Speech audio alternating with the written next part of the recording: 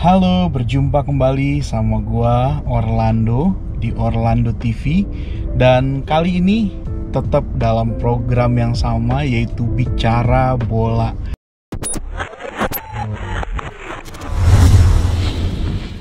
Gimana, kalian udah nonton episode 1 dari Bicara Bola?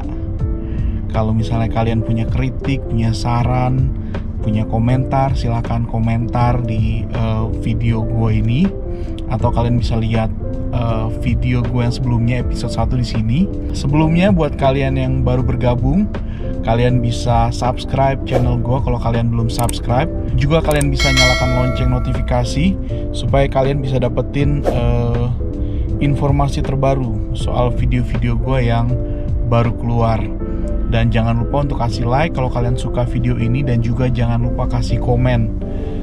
Ya, untuk episode kali ini gue mau bicara soal penyebab klub-klub Italia, klub-klub sepak bola Italia tuh sulit bersaing akhir-akhir ini, terutama di kompetisi Eropa, baik itu Champions League maupun Europa League.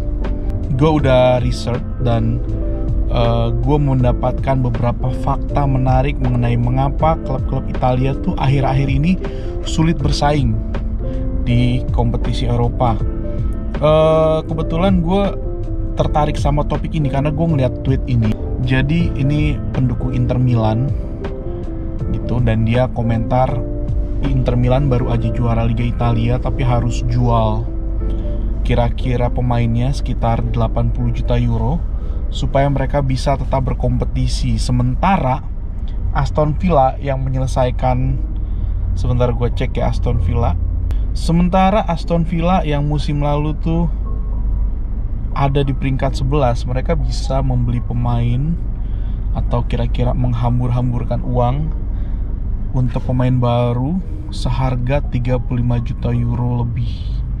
Jadi bayangin, ini fakta menarik ya, karena klub-klub Inggris itu mereka mendapatkan uang hak siar, bahkan yang peringkat terakhir, peringkat 20-nya aja, itu ini fakta menarik, peringkat 20-nya aja itu mendapatkan uang hak siar lebih banyak ketimbang juara Liga Italia. Jadi miris banget ya, juara Liga Italia uang hak siarnya lebih sedikit daripada peringkat terakhirnya IPL.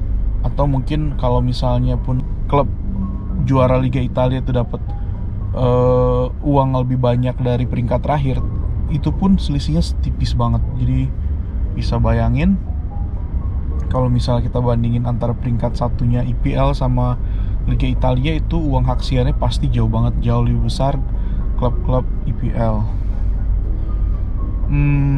Karena ini jadi fakta menarik, karena bayangin Liga Italia kan liga yang lumayan populer terutama di era 90-an, tapi beberapa, mungkin 1 dekade terakhir ini tuh Liga Italia tuh benar-benar mengalami penurunan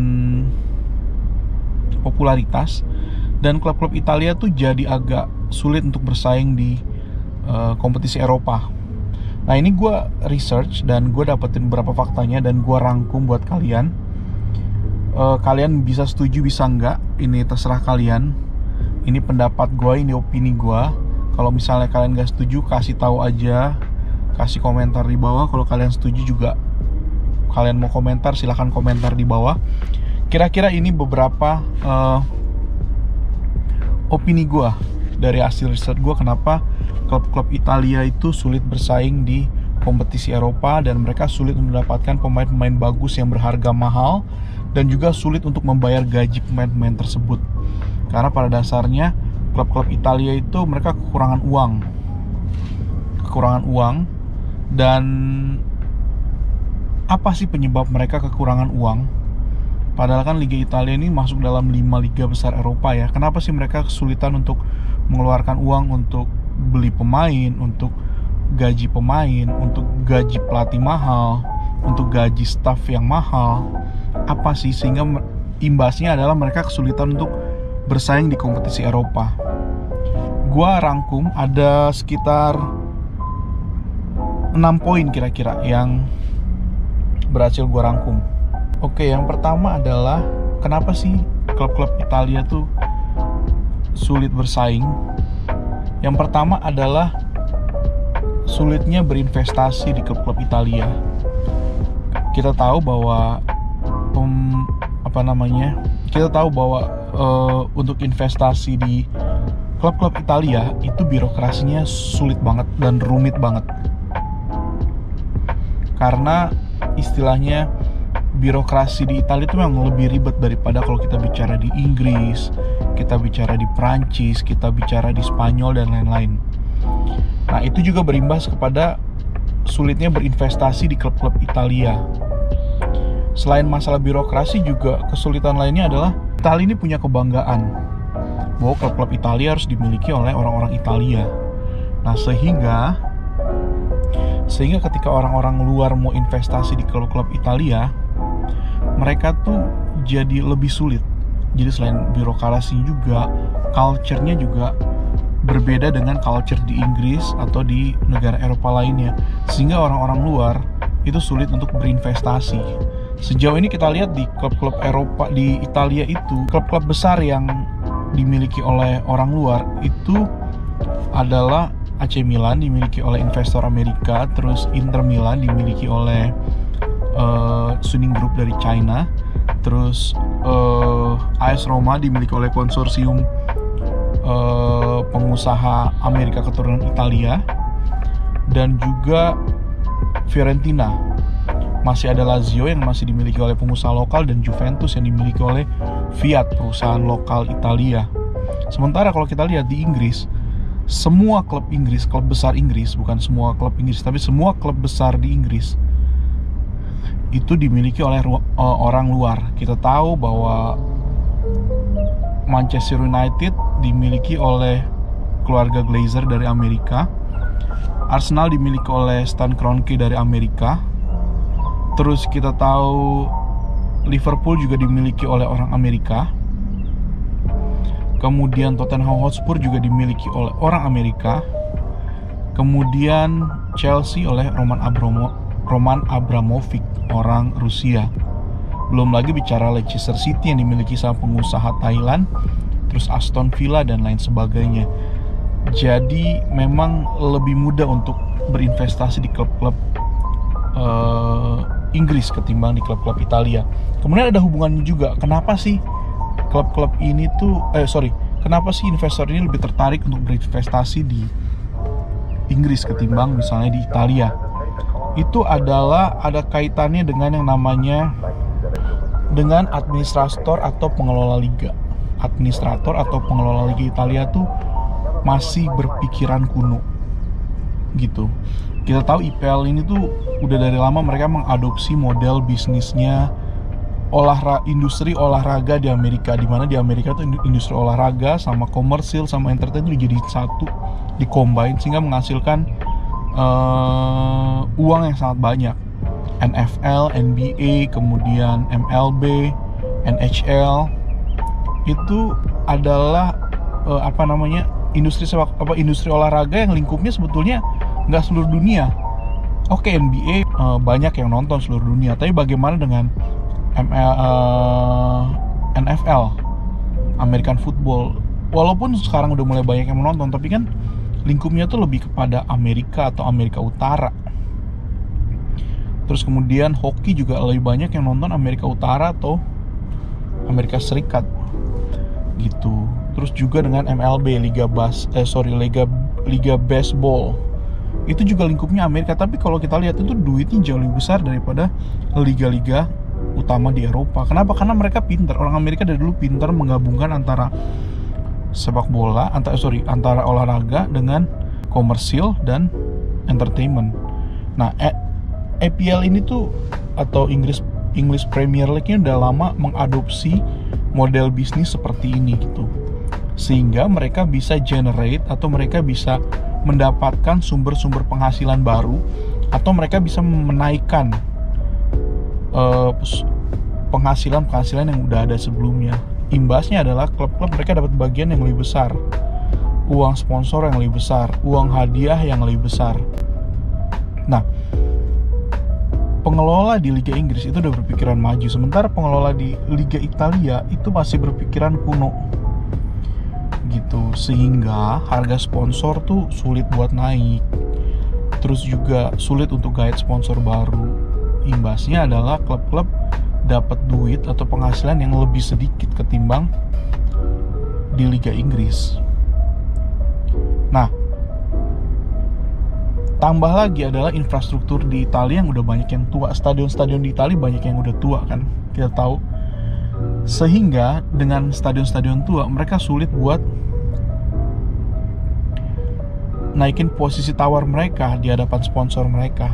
Nah, sementara beda sama IPL, di mana mereka tuh udah adopsi model bisnis olahraga kayak di Amerika, sehingga mampu menarik uang dalam jumlah yang lebih besar dan penonton yang lebih banyak. Gitu. Tambah lagi infrastrukturnya kan memang modern, banyak klub-klub Inggris tuh udah banyak bikin stadion baru. Sementara di Italia, klub-klub itu tuh pakai stadion-stadion tua, sehingga akhirnya posisi tawar dari pengelola liganya di hadapan sponsor itu tuh kurang menarik, sehingga mereka nggak bisa naikin harga sponsor atau uang sponsor, dan mereka juga nggak bisa dapetin sponsor baru yang lebih wah atau lebih besar lagi uangnya. Nah, ini ada hubungannya lagi. Kemudian poin nomor 3-nya ada hubungan dengan sulitnya membangun stadion sendiri. Kita tahu bahwa di Italia itu banyak klub itu pakai stadion-stadion milik pemerintah kota.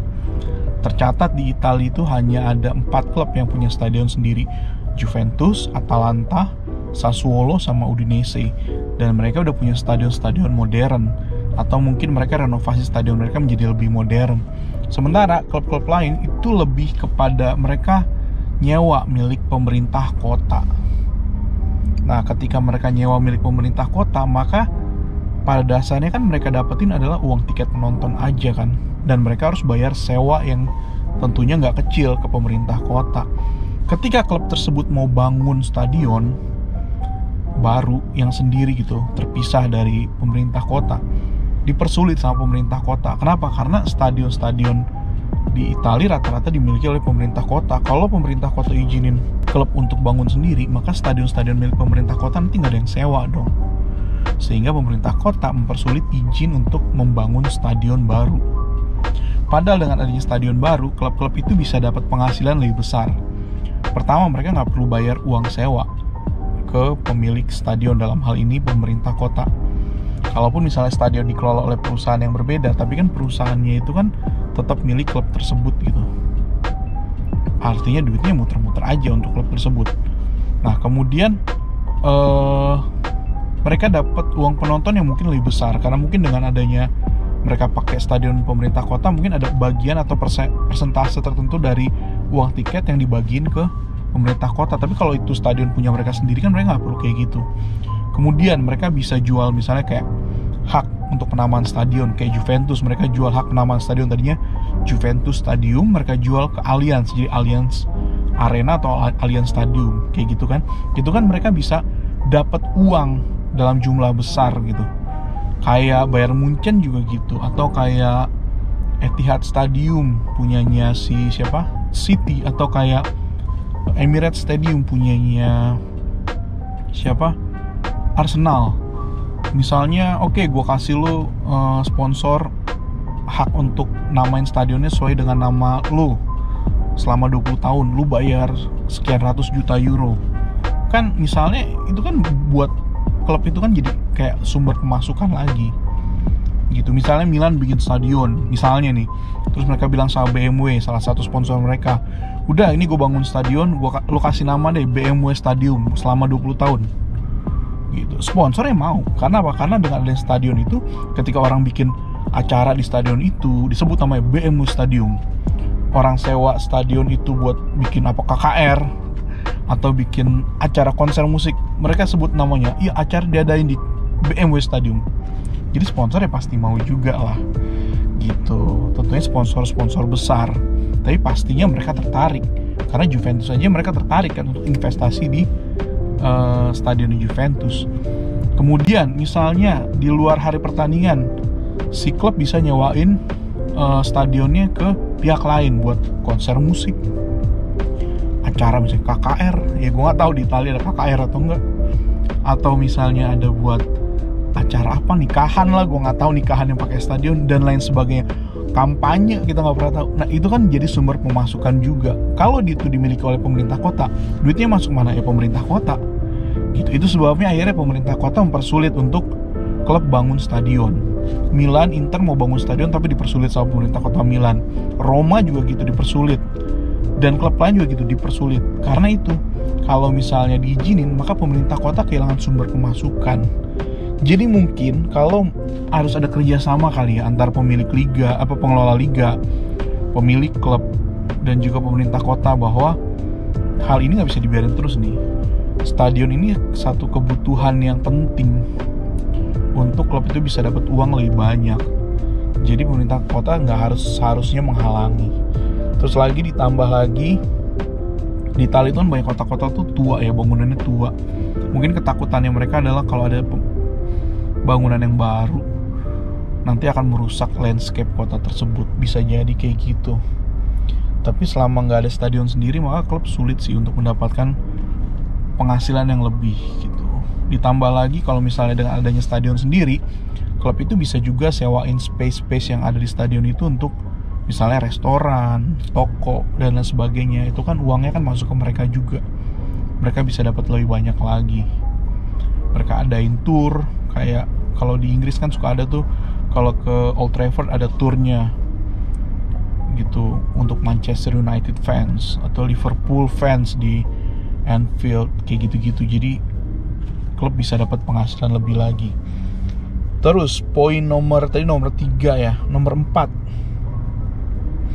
Ini skandal Calciopoli 2006. Kita tahu 2006 itu ada skandal sepak bola, di mana ada skandal pengaturan skor. Akhirnya ya tahu sendirilah, Juventus diturunin ke Serie C, Milan dikurangin poinnya, terus siapa lagi tuh dikurangin poinnya, sehingga pada akhirnya orang lihat Liga Italia itu seperti kayak, oh di sini bisa diatur ya, kayak Liga Mafia lah, sehingga minat penonton juga berkurang. Dan ditambah Liga Inggris tuh lagi naik-naiknya, jadi orang juga mungkin lebih senang Liga Inggris.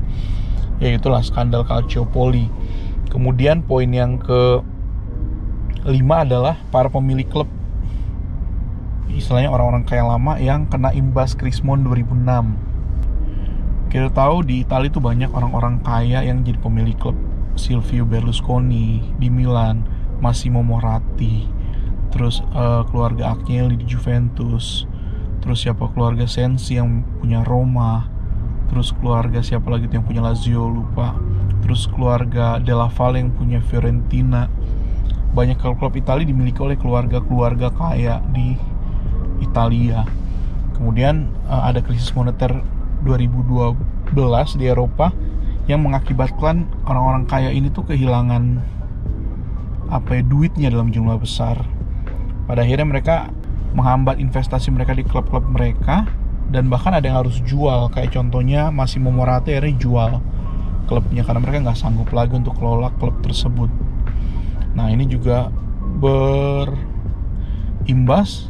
Ditambah lagi tadi poin nomor 1, rumitnya untuk berinvestasi di klub-klub Italia, birokrasinya rumit, sehingga investor-investor juga mau beli klub itu kayak malas deh. Nah sehingga pada akhirnya klub-klub Italia dijalankan dengan seadanya aja, sehingga mereka yang tadi jor-joran mungkin di awal 2000-an kayak Lazio gitu kena imbas, akhirnya mereka nggak lagi jor-joran. Dan ini poin terakhir, ini poin yang menurut gue sih lumayan penting sih.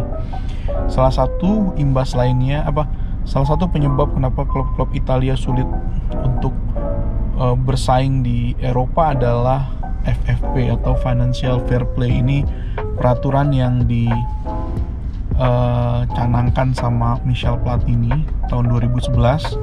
Tujuannya itu untuk membatasi klub untuk menggunakan uang mereka atau mengeluarkan uang mereka tuh melebihi pendapatan tahun sebelumnya. Tujuannya awalnya baik untuk membatasi supaya keuangan klub itu lebih sehat. Tapi masalahnya datang ketika pada saat itu diterapkan, klub-klub Italia itu lagi struggle secara finansial. Nggak ada investor baru yang datang. Sementara tahun-tahun sebelum FFP itu diterapkan, klub-klub Inggris itu mereka baru dibeli sama pengusaha-pengusaha kayak Manchester City, kayak siapa namanya, Chelsea dan PSG gitu. Ini klub Prancis ya, PSG. Tapi sehingga ketika itu diterapkan, klub-klub Inggris ini tuh mereka akhirnya udah stabil secara finansial, sementara klub-klub Italia ini lagi ambruk secara finansial gitu. Nah, ketika klub-klub Italia ini mau bangkit gitu, mereka dapat investor baru atau dana segar dan lain sebagainya, mereka dibatasi oleh peraturan ini. Ketika mereka mau memperkuat tim mereka dengan beli pemain baru atau gaji pemain dengan harga yang mahal, mereka sulit. Kenapa? Karena FFP menghalangi mereka untuk mereka tuh mengeluarkan uang yang lebih besar daripada tahun-tahun sebelumnya. Waktu mereka terpuruk kan mereka pendapatannya kecil dong otomatis. Ketika mereka dapat dana segar, FFP ini diterapkan. Nah, akhirnya mereka tetap aja, mereka dapat dana segar, mereka nggak bisa keluarin duit mereka karena dihalangi oleh peraturan FFP ini. Sehingga mereka nggak bisa membelanjakan melebihi pendapatan mereka tahun sebelumnya. Jadi gue lihat ini pada akhirnya FFP ini membatasi kekuatan klub-klub yang lagi berjuang untuk bisa bangkit, untuk bisa bangun tim lewat investasi mereka gitu. Karena tadi belanja timnya itu harus lebih kecil dari pendapatan musim sebelumnya. Jadi misalnya Milan dibeli sama Elliot mau keluarin dana yang besar nih, tapi karena ada FFP mereka nggak bisa keluarin untuk belanja pemain. Kenapa? Karena dihalangi peraturan FFP ini. Nah, sementara klub-klub kayak Manchester City, mereka udah sebelum-sebelum mereka udah jor-joran gitu. Ketika diterapkan ya mereka udah santai-santai aja, skuad mereka udah kuat, pendapatan mereka udah lebih besar, sehingga tahun berikutnya mereka bisa ngeluarin besar juga gitu. Nah, sementara klub-klub kayak sebelum FFP diberlakukan bisa bersaing lewat investasi mereka, kemudian berprestasi, pendapatannya lebih besar, dan musim berikutnya mereka bisa belanja lebih besar. Ini gue catat sih, FFP pada akhirnya bukan upaya menyeimbangkan neraca keuangan klub, tapi lebih ke upaya untuk membuat klub-klub yang lagi berjaya tuh untuk bisa terus berjaya. Tapi klub-klub yang sebelumnya kena masalah keuangan atau prestasinya lagi jelek, itu mereka jadi sulit bangkit karena nggak bisa belanja besar buat memperkuat tim. Kalaupun bisa mereka butuh waktu tuh bertahun-tahun perlahan-lahan. Nah, tapi UEFA ini diem aja waktu Manchester City, Chelsea, PSG mereka tuh mengeluarkan dana besar yang lebih besar daripada pendapatannya karena mereka bisa akalin. Kenapa? Karena sponsor mereka itu dimiliki oleh pemilik mereka juga gitu. Kayak misalnya sponsornya Manchester City siapa? Etihad. Pemiliknya Manchester City ya pemilik Etihad juga. Sponsornya PSG siapa? Pokoknya itulah. Pemiliknya ya sama juga. Jadi mereka bisa ngakalin dengan cara apa? Mereka naikin uang sponsor.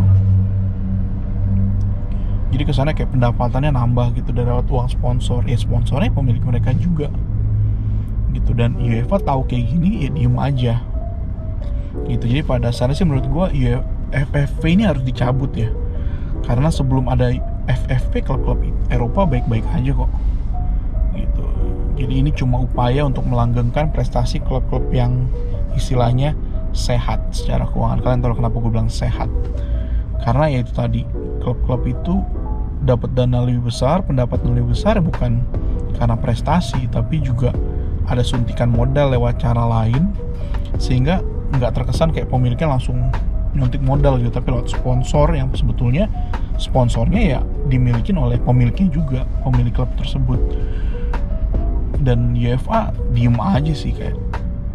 Apalagi sekarang kita tahu presiden dari asosiasi klub-klub Eropa tuh adalah presidennya PSG. Jadi ya kita tahu lah.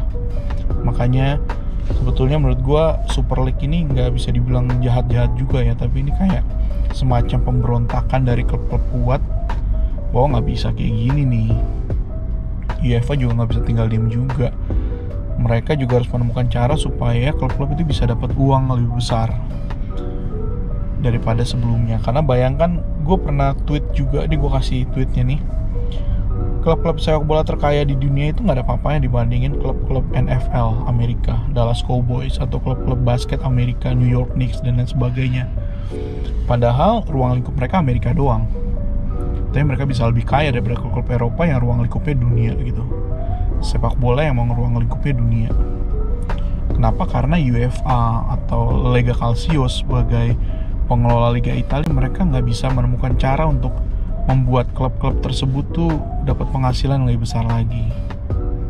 Ya gue harap sih kedepannya klub-klub di Italia akan lebih berjaya lagi, karena kita tahu sekarang banyak pemilik-pemilik baru. Dan ini karena gue Milanisti, jadi gue perhatiin banget Milan. Gue ngeliat Milan ini mulai menerapkan model bisnis yang lebih baik, lebih modern lagi. Ivan Gazzi di sini dia menerapkan model bisnis yang kira-kira tuh untuk sementara waktu bisa menekan pengeluaran, tapi sekaligus bisa meningkatkan penghasilan klub, sehingga secara bertahap Milan bisa kembali ke posisi di mana seharusnya Milan berada. Jadi semoga klub-klub Italia kedepannya berjaya, karena gue lihat juga di Indonesia masih banyak fans-fansnya klub-klub Italia kayak Milan, Inter, Juventus, Lazio, kemudian AS Roma, itu masih banyak banget. Jadi pasti fans-fans ini mengharapkan klubnya ini bisa berjaya, nggak cuma di Italia tapi juga di Eropa. Ya kira-kira seperti itulah. Ini rangkuman gue. Kalau kalian ada pendapat silahkan kasih komen di bawah. Kalau kalian suka video ini silahkan like video ini. Kalian jangan lupa untuk subscribe channel gue, dan jangan lupa untuk nyalakan lonceng notifikasi. Sekian video gue kali ini. Kita akan berjumpa di video-video berikutnya. Tetap bicara bola, karena bicara bola itu menyenangkan. Kita terus bicara sepak bola. God bless you.